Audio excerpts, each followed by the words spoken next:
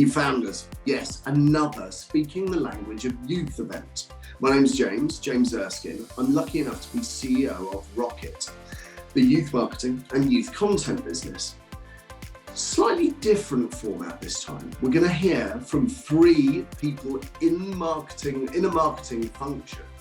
One from Little Lion, that's Kayla. Now, Kayla talks really eloquently about Little Lion's Crystal Maze attraction that's on in London's West End.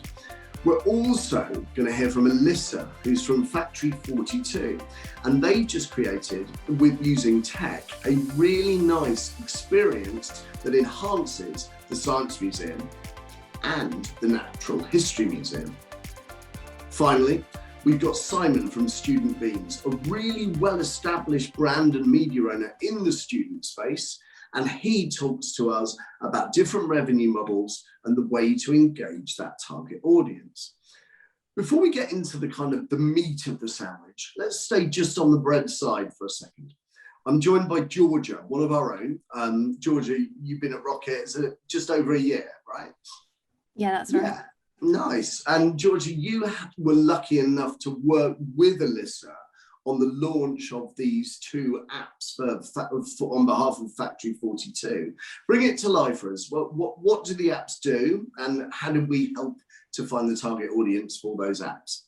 So the apps are My Dino Mission AR and My Robot Mission AR, which I got a little bit addicted to over Christmas. And then we partnered with some family influencers of varying sizes, most of whom had a child of each age from the apps.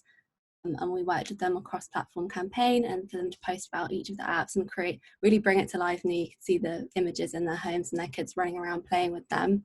And that went live over February half term, which was pretty nice timing with lockdown, everything.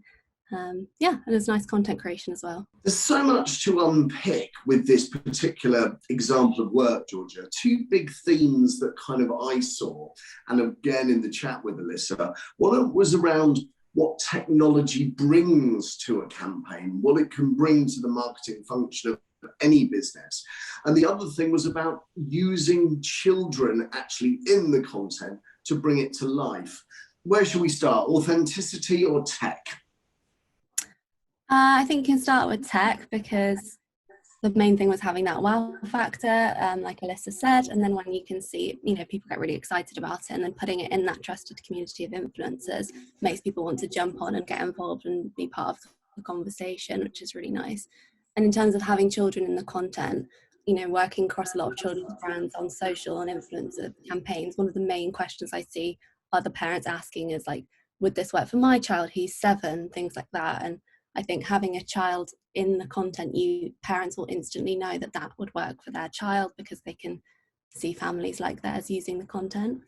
I think you're right, Georgia. I think one of the other themes that comes across with all three of the pieces that we're about to see is authenticity. There's tech there, but there's also the thing of brands being useful. I mean, Student Beans, one of the things that I really took out from there is they're talking about appealing to people that want to see a social purpose from their brand, but actually often youth audiences are just motivated by a special offer and looking for value. I suppose looking for value is a key factor in any product development. So yeah, it's really important for brands to be valuable, especially in the family space, because with children being on again, off again with school, it's been quite confusing for them. So it doesn't always have to be something that can be monetized being valuable, as long as you can provide something useful for families and especially parents. And if you can give a tip, a trick, an activity, 5 minutes to keep them busy, anything like that will be really rewarded for you. The other thing that the brands were trying to wrestle with was this kind of dual issue about remaining relevant and also being very, very useful. And I think what was fascinating in a couple of the conversations that we had was that they were needing to better understand the audience before they could better engage the audience. So that kind of research insights bit. And the other issue that I saw emerging, and it actually acts as a platform to go to an even bigger debate, but one of the things around corporate and social responsibility versus brand purpose and what a brand stands for. Because one of the things that we don't see is a brand purpose being different from what a brand should stand for. And they're not necessarily the same thing. The final theme, I think, is around the experience economy. Everybody is looking to create an event or some kind of experience, whether that be online or in real life. You just have to look at the gigs and the concerts that were going on in Twitch during lockdown to see how the world is now ready for digital events as an appointment to view. With that said, Georgia, what was the best thing that you took out of the 3 interviews? Definitely timing is really, really key. Things are moving so quickly and also slowly at the moment, but with different announcements happening all the time and how that can affect everyone, it's so important to be really mindful of that when you're talking to your audience, especially the family audience. Everyone's been affected, but I think there's been a lot of emotions around schools and the term times not really being like they normally are. So I think it's really key to be aware of what's going on in there, and just showing that empathy and understanding for what everyone's going through, because there's definitely been a focus on mindfulness everywhere this year, but being aware of that as the brand is really important, so you know that there's a human in there. It's so true, isn't it? And I suppose as we get into these 3 interviews, it's worth having a look at both those messages around self-care, mental health, how to target children in a responsible way. And then I suppose the other one that I really took this kind of takeout was Alyssa from Factory 42 was saying, what does the tech bring and why are we using it? And I loved her 3-point rule, that wow, respectful and connection. Often people say the opposite of connection when brands are not working as hard as they could do to reach their target audiences. We're going to go to somebody called Alyssa now. Alyssa's great. She works at Factory 42. She's got a real world example of how technology is fusing not only a brand, but a business and helping other brands talk to their target audiences in an entirely new way. I'll let her explain. So I'm Alyssa Bonnock. I'm the Head of Audience and Commercial Development at Factory 42. So we are one of the UK's leading content creation studios, using immersive technologies to bring new experiences to life. I look after developing our audiences and also new business models. So looking at new kind of commercial offers around some of the experiences that we do. And we recently launched a new children's learning division called 42 Kids. And that was off the back of creating 2 new AR apps for children. And they were based around fun learning for kids on a subject of science, especially while they were at home during lockdown, innovating around coronavirus. And yeah, so one of the best things I enjoy about working at Factory 42 is trying new things, and so really kind of looking at the nuts and bolts of new projects, but also trying to bring sustainable value to our existing audiences as well as future audiences. So really looking at where the real touch points and the kind of most useful touch points for immersive technologies to be valid in anything that we do.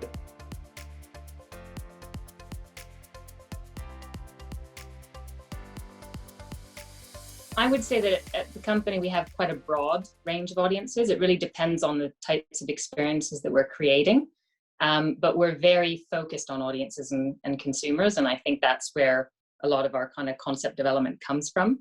So for instance, with the AR apps I just mentioned, we knew that we were already working around a subject of dinosaurs and robots, which I'll go on to explain in a minute, but we knew that kids were at home and we'd all just kind of drastically pivoted because of coronavirus, and that there was this substantial need for learning during lockdown.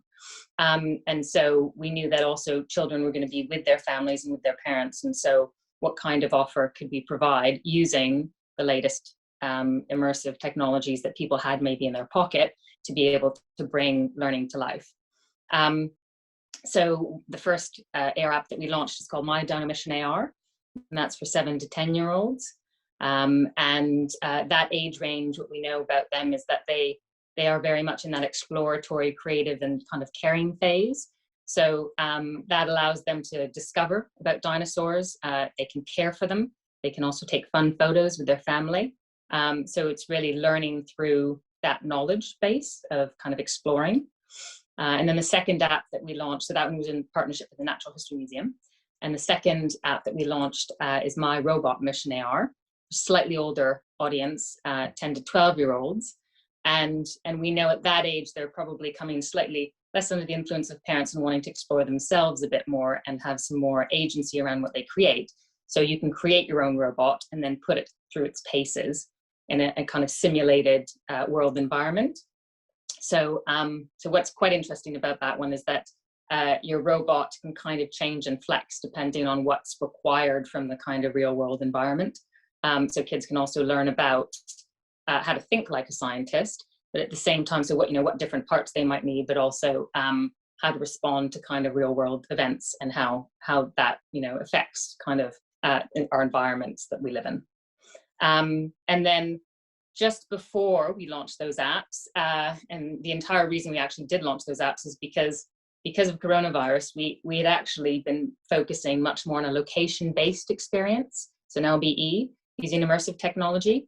And that was actually, so literally the week that we went into lockdown, we were running this quite large kind of construct in the Metro Centre in Gateshead.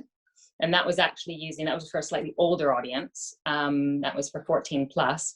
And it was using mixed reality, so new Magic Leap headsets, really the first kind of trials with some of what they were able to do.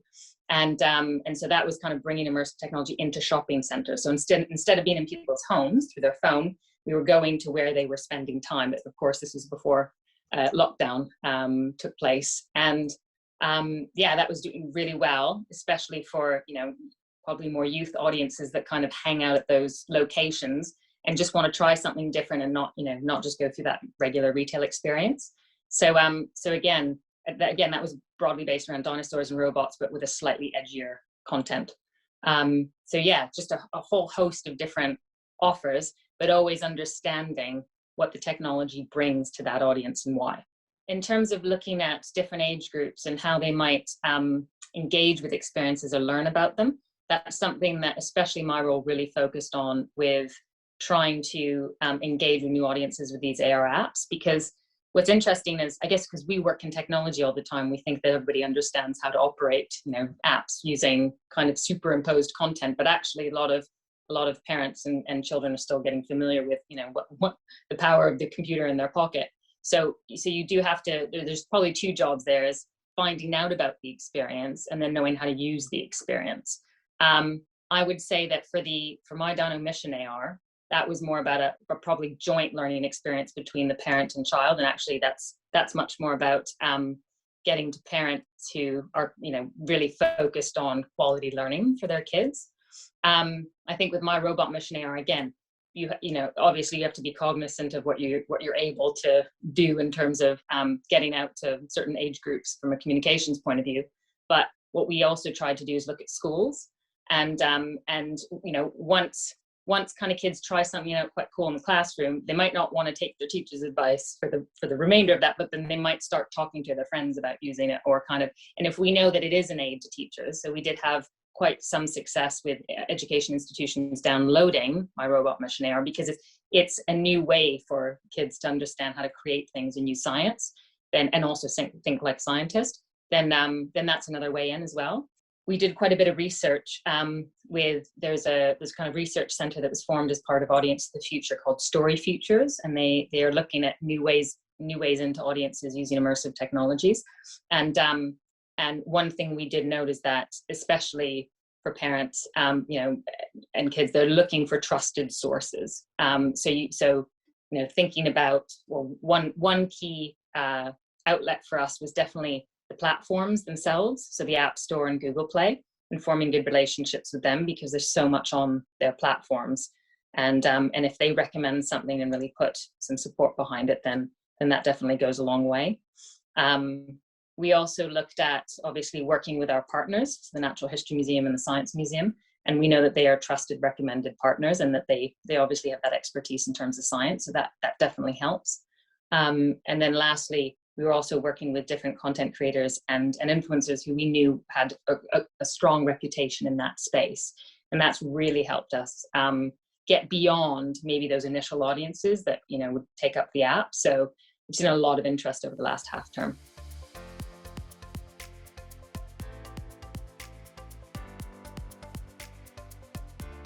So I would say that in terms of looking at research around the audiences we were trying to engage with, my approach often is to have the evidence and to gather that within your own circumstance and situation. So as I mentioned, there's this great research center, especially around immersive technologies, called Story Futures. I would highly recommend. They're funded by UKRI, and so I'd highly recommend. They have various reports and kind of touch points across the sectors, and also for brands. I mean, they've worked with a whole range of different companies, from Heathrow to Costa Coffee, and so yeah, they would probably have quite interesting insight into how those technologies are developing and the impact on audiences of a range of ages.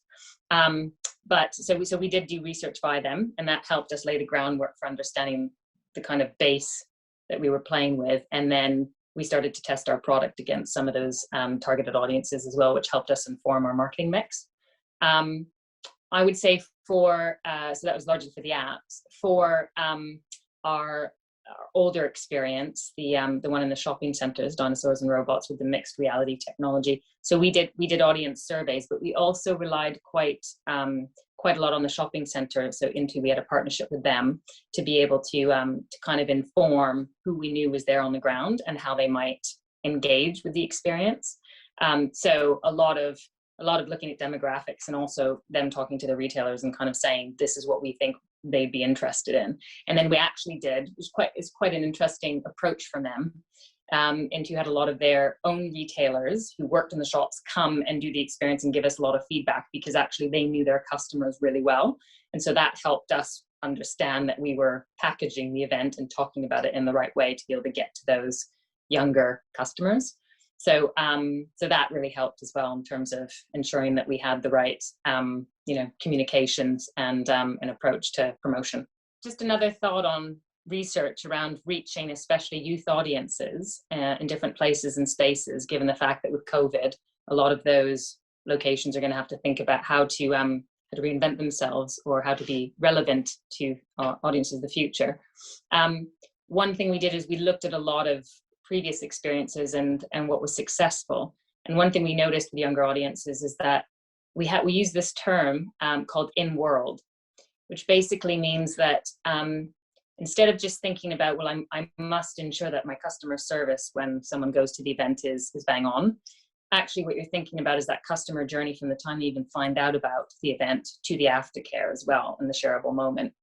So when you say in-world, and what we did is we built a kind of brand called Dimension X, which was about trying to explain what it was like to put on a headset and see something digitally and then physically.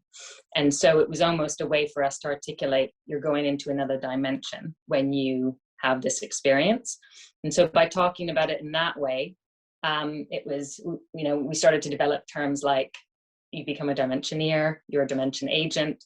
And so people start, they're kind of embarking on the narrative before they even start the experience. And that is really appealing to younger audiences who, very story-based, very entertainment-based, and want to be brought along something. And also, there's so much competition out there in terms of standout at the moment. So if you have a strong story from the beginning, and a lot of the larger entertainment brands really understand this, then you can really, you can start to leverage that and also pull audiences along with you throughout that experience. When we did research around the apps, two key elements that came out, and this was post-launch, so we did some research leading up to it to test the concepts and how to engage with the audiences, but two key elements were absolutely learning through doing, which is that experiential learning, which is learning through play, which again is that kind of child-led agency in terms of learning. And again, there's more of a recollection once you've tried something, and if younger generations are not being given that, exploratory opportunities, then that's what they're looking for. But I guess the second thing is we took an approach of entertainment plus education. So again, ensuring that something was in world and had a strong story to it, and that just sends the kids right there. So they want it. They're interested automatically and want to participate.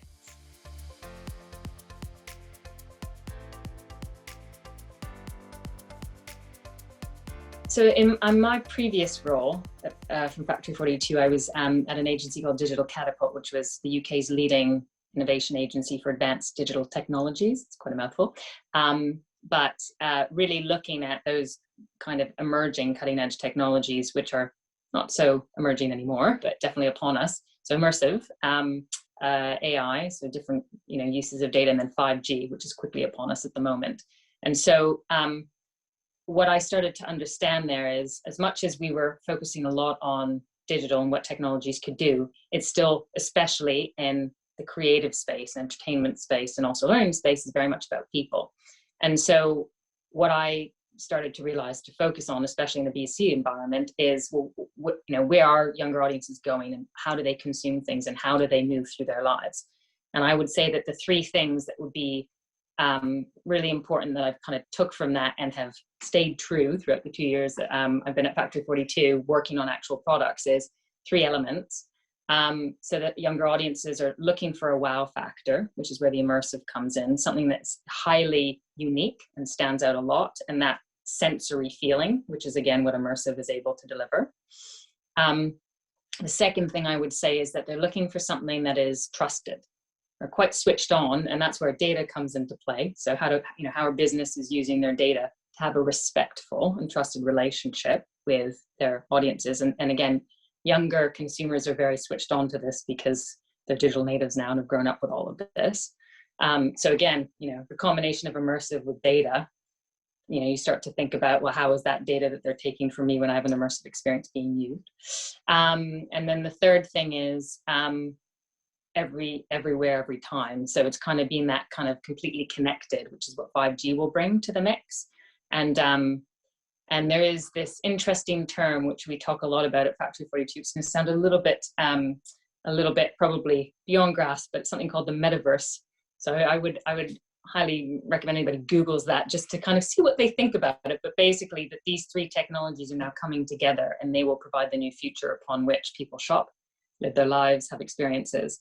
But all to say, I don't think you have to have huge budgets in order to be able to respect the fact that, that wow factor, that trusted relationship, and then thinking about how you bring experiences to people, which is what we've done at Factory 42 through the apps and through the retail experience.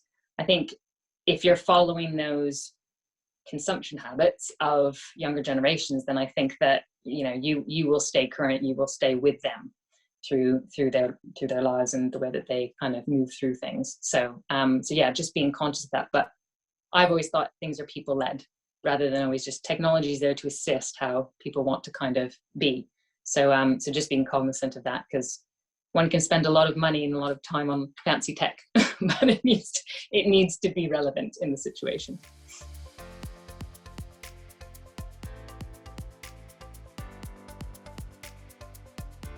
My own personal passion points and interests are in kind of movement and connectivity and that real life kind of connection, especially creatively. But I do think, as much as we are spending time staring at screens or computers, or even younger generations, that there is, and I think COVID really brought this out, there is still that need for connection in terms of physical connection. And I think, as I mentioned it, I think 5G will enable us to be with other people but still do the things we want to do.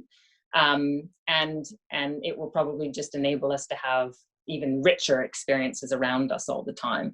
But I do think that, and we've tried to continue to create into our experiences shareable moments. So again, with the Dinos app, you can take a fun photo and you can share that with your family, because that is a unique memory that a child wants to have. With the retail experience, it was absolutely essential that people could play together. They could come together, 6 in a box, and play. And also, I think, as we've seen in trends with immersive theater as well, is that people want to have a personalized experience. So but they have it together, and then they can repeat that experience, and then they can talk about it more. And so, and especially social kind of prove that point, is that people want to be able to talk about the experiences they've had. So I do think the kind of connectivity and sharing will actually just continue. I think it's a human element of who we all are. So and again, just looking at technology to kind of support that in the right ways. Obviously, with younger audience, you kind of need to be also cognizant of when the right moments to do that is. But obviously with the apps, we had all that thinking in place.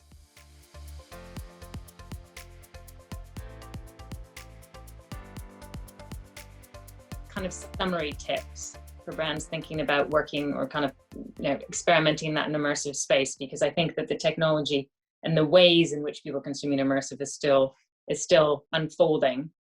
I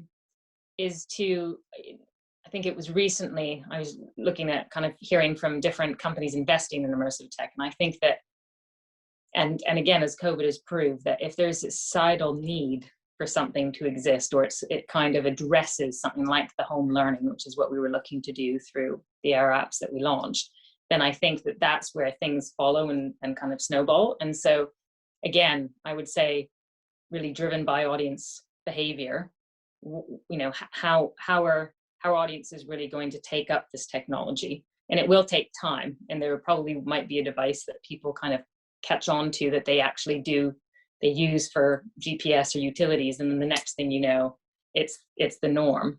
But I would just say maybe question any strategy around playing in these spaces that are a bit, that digital innovation space, which is beyond the usual digital marketing mix, is just question maybe, what does that mean for your audience? Is that relevant for your audience? And is that something that they, as you said, are going to think is authentic, or is it something that they feel like it's put on, and so they're not going to want to go there with you? Because it does take educating for audiences to use new technologies, even the young ones.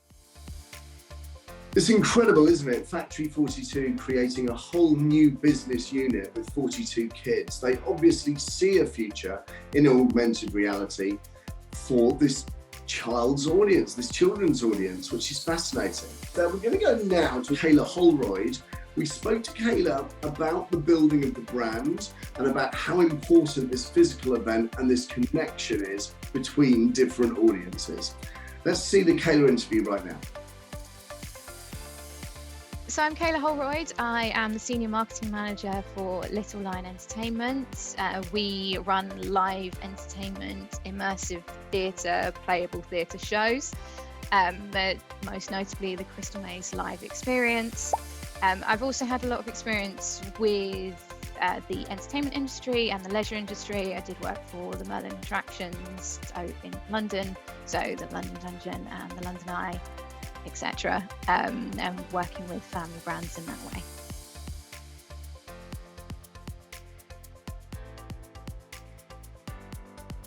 So target audiences for Little Lion is very broad. So we run things like the Crystal Maze live experience. We're also opening a new attraction this year. So we are quite broad in terms of audiences. So we say 8 to 80.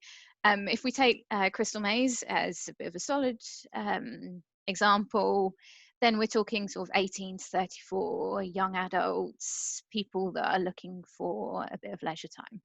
When talking to this kind of audience, it really, I suppose it depends on, actually for us, it's more about where they are in their kind of leisure trip planning. So if we talk specifically about attractions and tourism, you can broadly put people into kind of buckets of what is it that they're doing, what is it that they're looking for. So it's not necessarily all about age for us. It's actually what are they doing, what are they wanting to do. So if you take day trippers, for example, if you're going for a day trip, you're likely to have really planned that day in advance. You only have a finite amount of time to do that leisure activity or whatever it is that you're going to do. So really, we're going to be wanting to target people within the planning phase of that trip. So for that, where do you go to plan? What do you do? So is it things that you've seen on social media? Most likely, yes. So if we bring age back into it, social media is going to be a really important channel. Also PR and reviews and, all of that kind of, it's that social aspect, I suppose. It's not just social media, it's the social aspect of family and friends and, emails and all of that kind of stuff. So for us, we find that customer relationship management is really important, and talking to people on those kind of branded channels to really kind of win hearts and minds to start with, so that people will then consider us for a trip when they're planning their day out.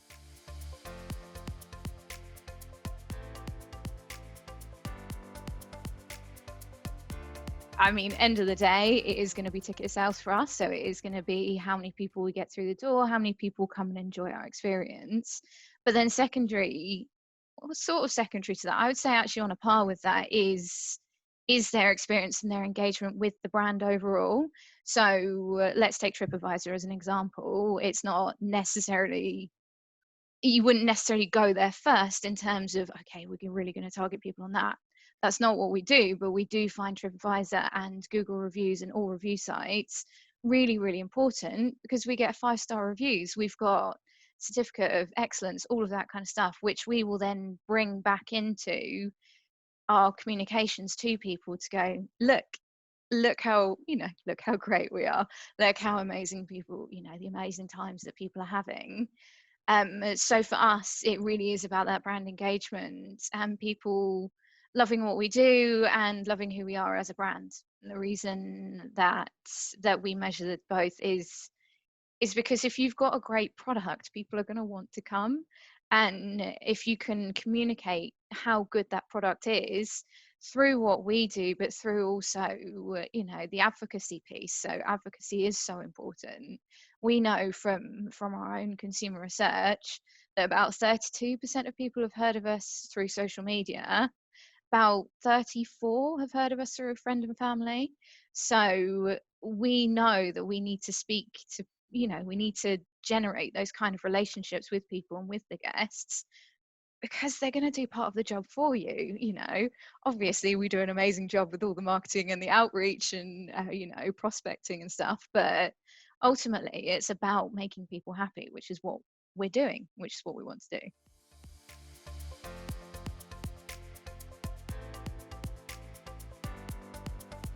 So yeah, when it comes to research, we have a few kind of prongs of attack. So we will talk to our existing customer base. We will find out what it is that they liked about us, what it is that drew them to us, all of that kind of stuff, and really listening to our guests and what they want. Because as I said before, about just making sure the product works, making sure that what we're doing works for people is hugely important. So absolutely, we'll do surveys. We will send that out to existing database, but also things like, so for that I'm talking more Crystal Maze, but then if we talk more Little Lions or the parent company, when we're developing new products, obviously we've got great experience of what we do, and we create these really fun, engaging experiences where people can escape and all of this kind of stuff, and we're hugely creative. But also you do need to be led by research to know, okay, are we going down a route that's slightly subjective? Do we just think this is great?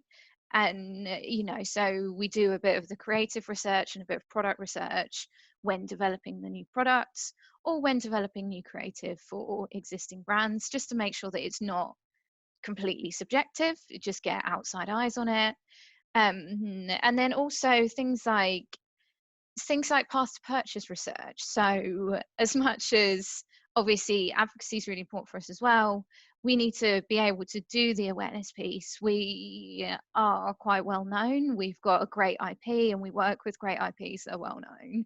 But we do also have an awareness piece to do to get across, what is it? What are these products? And I think you'll find that in a lot of leisure industry and things, let's go back to the dungeon as an example. The dungeon, a lot of people know of the dungeon, but they don't really know what it is.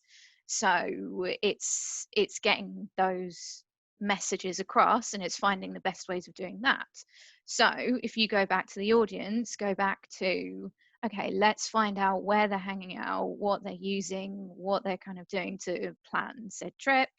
You get a piece of work that we call the path to purchase work, that we commissioned a lot of research and lots of different branches of, okay, what's the audience doing here? How do they engage with this on this part of the trip? And then you find out the right platforms to be speaking to people. And that is so powerful, especially when you've got smaller budgets. If you're a smaller attraction, if you've had a hard year, as I'm sure everyone has this year, you need to make every penny count. So research is hugely important in making sure that works and that you are speaking to people in the right way and every penny is going into something that is going to make a difference.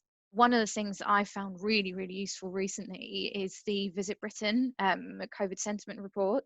So they've been doing a brand tracker, or not a brand tracker, a COVID sentiment tracker since I think it was May last year. Every week they've been going out to people and asking them how are they feeling, when are they thinking of planning a trip, all of this. And I found it so useful in the past few months. When we reopened after the first lockdown, I relied heavily on that. I'm using it now in terms of our future planning for the next 3, 6, however many months. So that's a great resource. And we've also worked with a company called RDSI who do a Mood of the Nation report as well, which has been invaluable.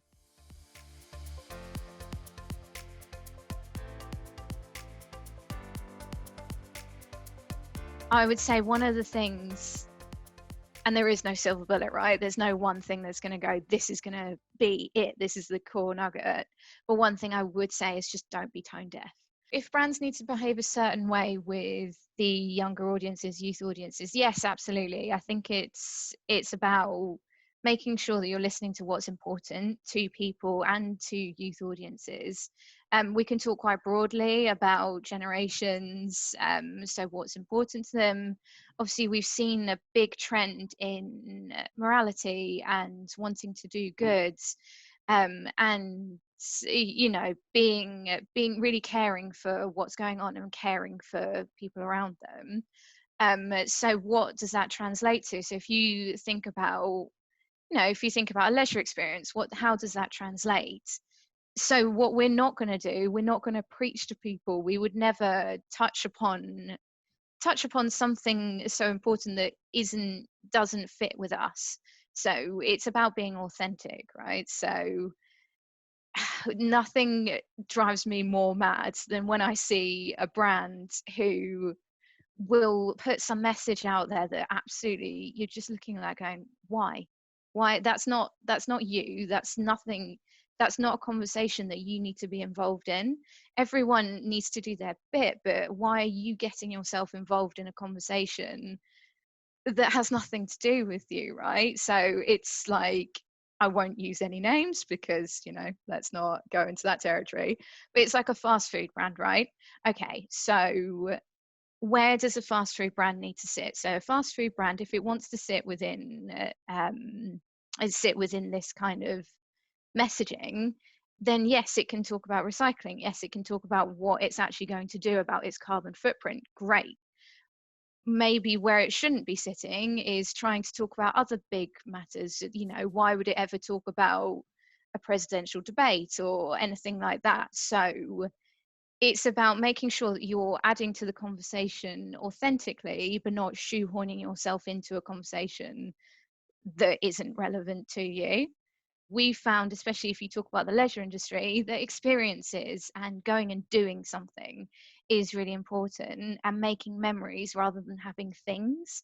So when you think about them, when you think about your audience, so how would you talk to them? It wouldn't be about, yeah, look at all these amazing great things that you're going to get that's going to make you look so good. It's not necessarily about that. It's not speaking to any narcissism or anything like that, because that's not what a youth brand should be about. That's not what youth culture really is about. It's more about betterment and look at these amazing things that I've done, and look how fun this is, and look where I've gone here, and all of that kind of stuff. So making sure that you can speak to that, and also give people their own content so they can go out with that as well and show the world what amazing experiences they're having.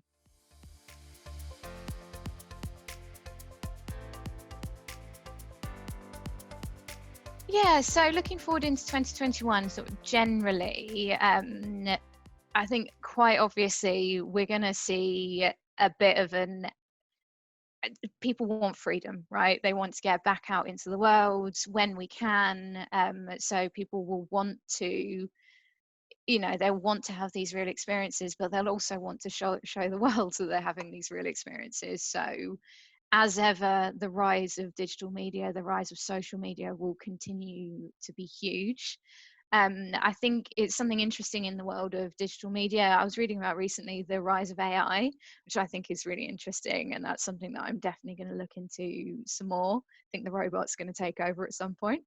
So that's something that I'm definitely going to look into. But I also think there's going to be a bit of a cherry picking of convenience. I've heard people have conversations about, okay, when this is over, and it will be eventually, but when it's over, what do you like? What you actually going to keep? People have had a lot of time to reflect and, you know, think about what's important to them and think about how they have that balance of what they need to do, what they have to do, and what they want to do. And that, so I think there'll be a cherry picking of convenience as well. I think people have had different ways of working and living, so people will cherry pick the bits that they've enjoyed.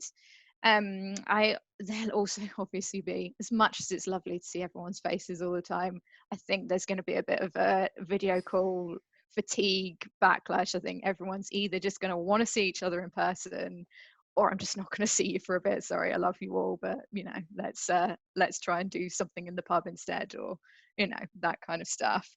But I do also think there will be a huge rise in the importance of brand values, and that I think people will still, it's becoming more important. You can see that in youth audiences, but it will continue to be more and more important as you see millennials grow up more, as you see Gen Z grow up more, and then you get your, I don't even know what the other generation's called after Gen Z. Well, I'll have to find it out. I don't think they're buying things yet, so I think that's why people aren't giving them a name. But I think you will see as these younger adults grow up and become the consumers, their values will come across. So brand values will become really important too.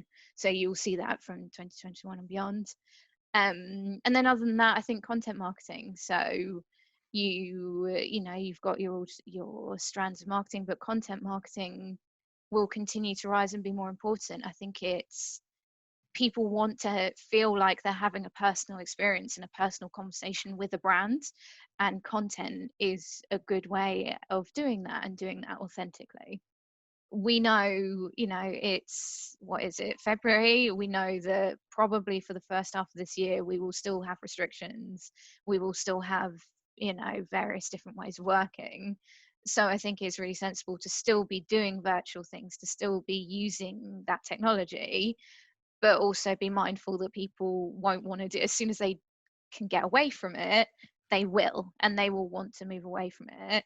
However, let's think future, let's think, a couple of years time, we don't know what's going to happen. So actually, I think the key is flexibility. So being really flexible in what you do, how you speak to people, what channels you use, even to a certain extent your product, but not so much, because you don't want to tip too far in the other direction, where you then don't become true to who you are and what you do and what you deliver. But having that baseline of, okay, with the Crystal Maze live experience, we bring you a really fun, nostalgic, live thing to do. However, if we can't bring that to you right now, we will do what we can to bring it to you in a virtual form. So that's the kind of thing that we've been doing this year.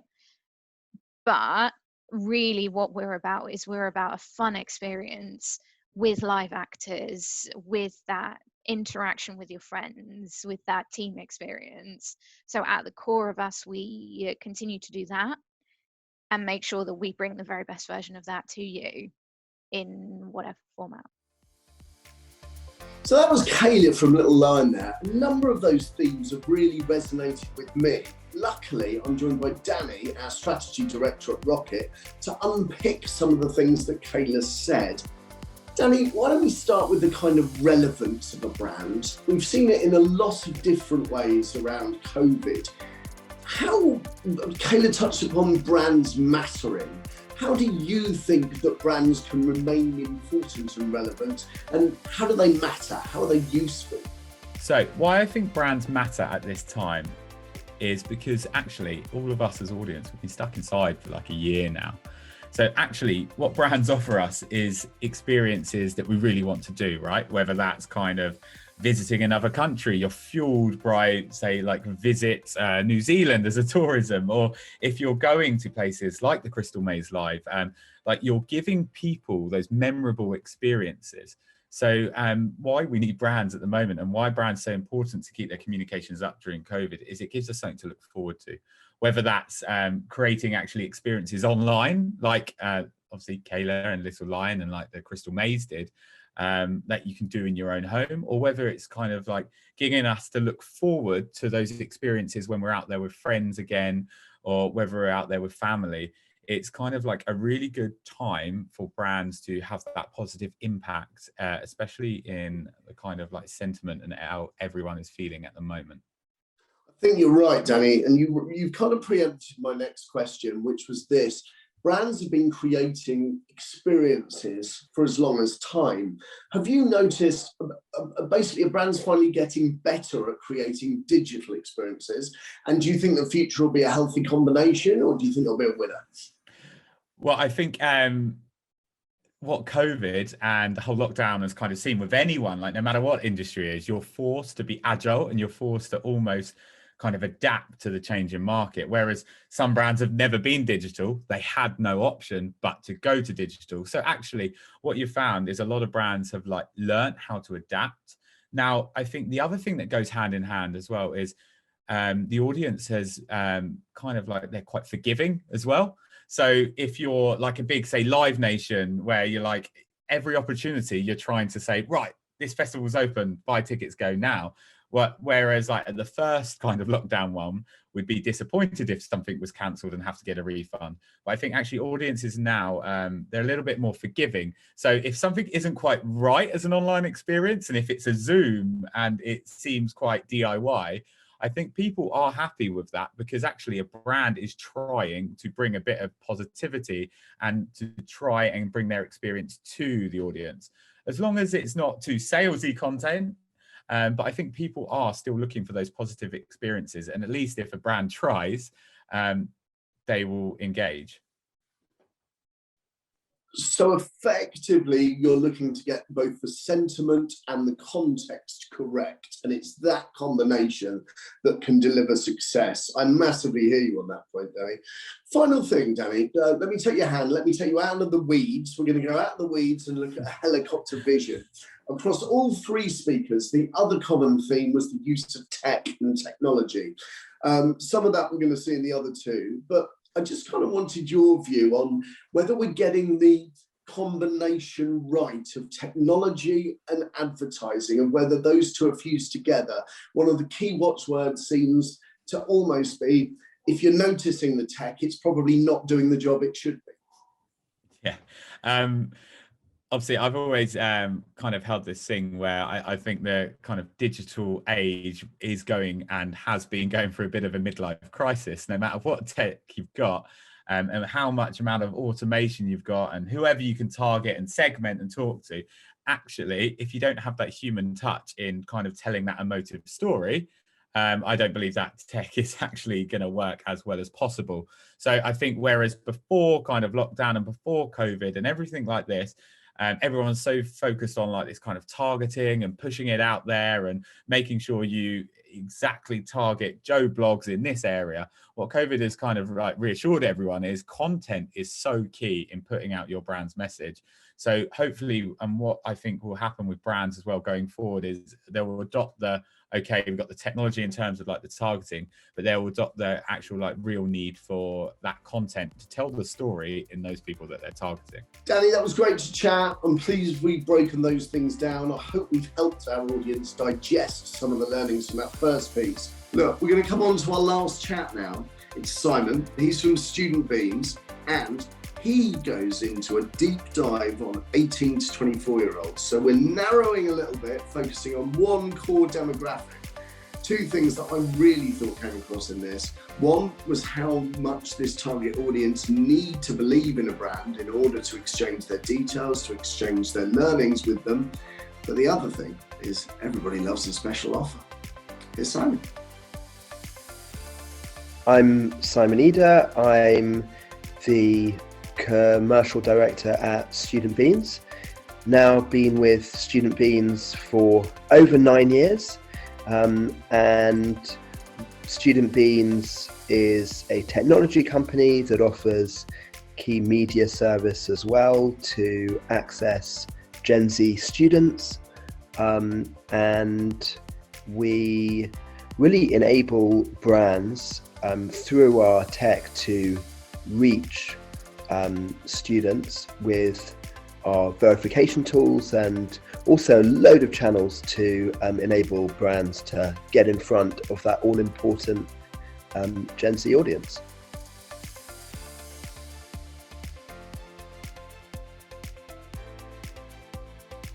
Our main demographic is 18 to 24-year-old students, mainly university students, but also sixth formers as well. Of course, our UK market is our home market, our founding market, but we also operate in many countries all over the world, in fact, over 100 countries. But US, UK, Australia, and then France and Germany in Europe are our core markets. And we engage them really through our fantastic offers from world-leading brands, providing student discounts, and we attract them through our content and our social channels, and really being there, like, to them where they are, not only on Student Beans channels, our app, our web, not only on client sites or going forward within like their apps as well, something new we're going to be launching, but also actually through a whole host of other publishers who we syndicate our offers to, really to enable students to access our fantastic student discounts wherever students are in their online journeys. Translation is absolutely key. To kind of answer that, I think what's extraordinary is actually how similar like audiences are, like across different geographies. But of course, how we do that like does vary, like depending on where we're operating, and of course, like countries will have different focuses. The way in which young people go to, say, university, attend college, or apprentices, or whatever in different markets, like will perhaps like vary. In Europe, for example, or France, perhaps in particular, there's not as nearly as much of a kind of association with like leaving home to go out to university as such, and even like basic notions of like what a student discount is, like for example, in the US is not nearly as common as it is here or in Australia. The US is quite a bit more of a discounting market anyway. At the same time, what we've also found, certainly in actually through the pandemic, is actually the growing appetite that there is for reaching audiences in different demographics. And this is obviously such a great demographic. In up or down markets, there are always students wanting to enable their lives to be, you know, simpler, easier, making purchasing decisions like for the first time, and so like really understanding which brands are like out there, like willing to help them on their first time purchasing like decisions, is absolutely key. They're conscious, savvy consumers, of course, digital natives, and all that entails. So brands need to, of course, like stay true to themselves, but be so aware of how it is that they are, you know, targeting, how it is they're communicating to this all important, like demographic, social first, of course, and so much to be aware of in this hugely fast changing audience as well.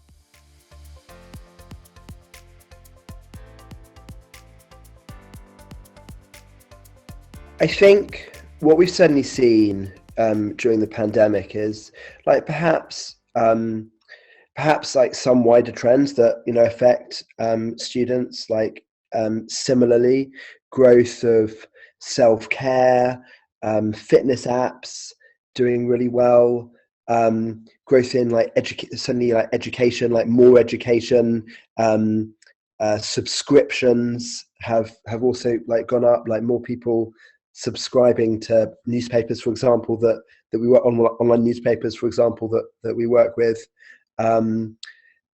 beauty, healthcare, stuff like that, all performing like really well through our platform. I think that as hopefully the pandemic lifts, students, Gen Z will be, I think, pioneers in like the big opening that hopefully we will see like emerge throughout 2021. So travel, entertainment, perhaps maybe towards like the end of the year, let's see what emerges, but all of that pent up demand and like energy ready to burst again, in terms of entertainment and outdoor festivals, obviously, stuff like that. At the same time, I'd also say that important to know to reflect that the common trends that we are seeing and that have been there for now many years, the pandemic has only like increased like significantly, and like that is just the significant boost that there has been in e-commerce, online retail, digital first, and I think that will certainly only continue as we emerge forward. And I think the world, as physical emerges, the world is only going to become more phygital. That combination of both. I think that certainly the way in which young people have like taken to the virtual world like will only grow and grow. Like staples of what a student year looks like will definitely incorporate much more of a sort of digital first or online first approach. We're planning stuff like our annual like online like freshers fairs, or back to school events in the US, and can only see that kind of growing and growing as the online experience also incorporates a lot of the flavors and sort of dynamic of what physical has been.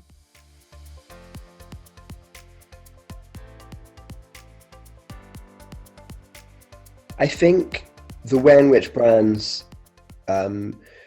are presenting themselves like to our audience is definitely being sensitive to like where the generation is at.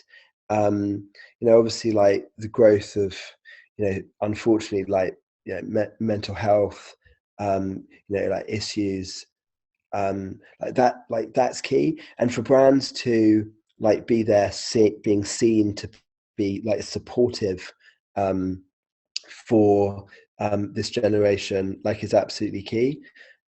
So definitely content first, taking users on a journey. We've seen more gamification to like perhaps like help with some of that.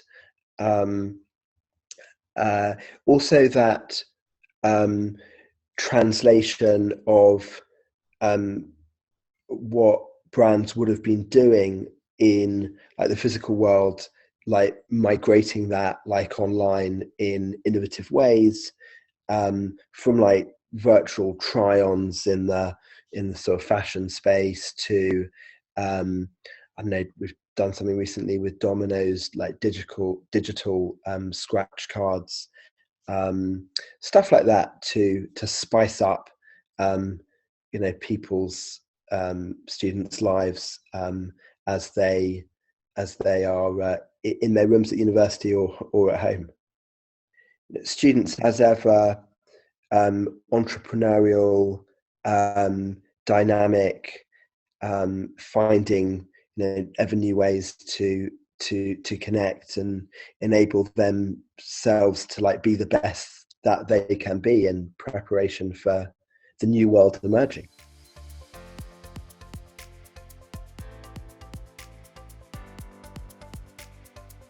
Obviously, as digital natives, like no surprise that social media is our audience's sort of number one destination to get, say, shopping inspiration, and advertisers, following their lead in terms of like the platforms, like where they are.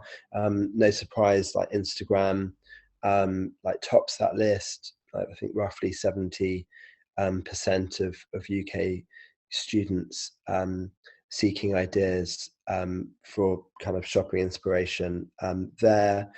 But our approach, certainly with our clients, is very much along a sort of full funnel perspective, engaging audiences top level from like a content perspective. We've got like a branded content kind of offering, seeking to weave in key branding messages in the stream of great content that we produce as kind of core kind of brand awareness piece.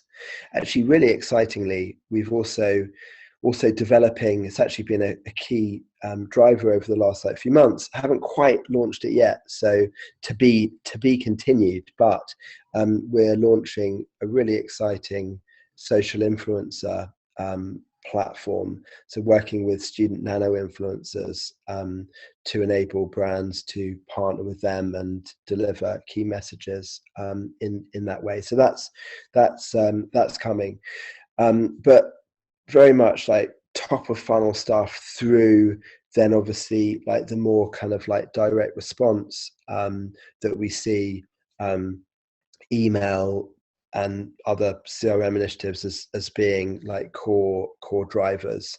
And obviously like our site, our app is very transactional based, and ensuring that there are like the best and relevant offers throughout student journeys through their university years, and obviously key times of year that those offers will change, and obviously responding to core changes in what's happening, looking forward hopefully to a load of our in-store and restaurant and outdoor entertainment offers being available again very soon to students here. So really a full funnel approach, and ensuring no kind of stone is unturned.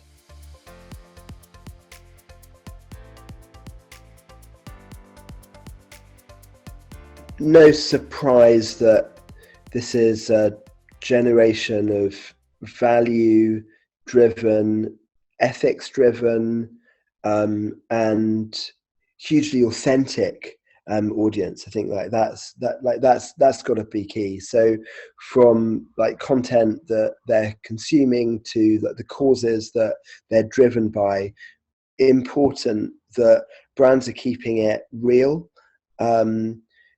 and authentic, both that they're authentic to themselves, that they're conscious of just what's going on around, and the sort of issues that Gen Z like care about.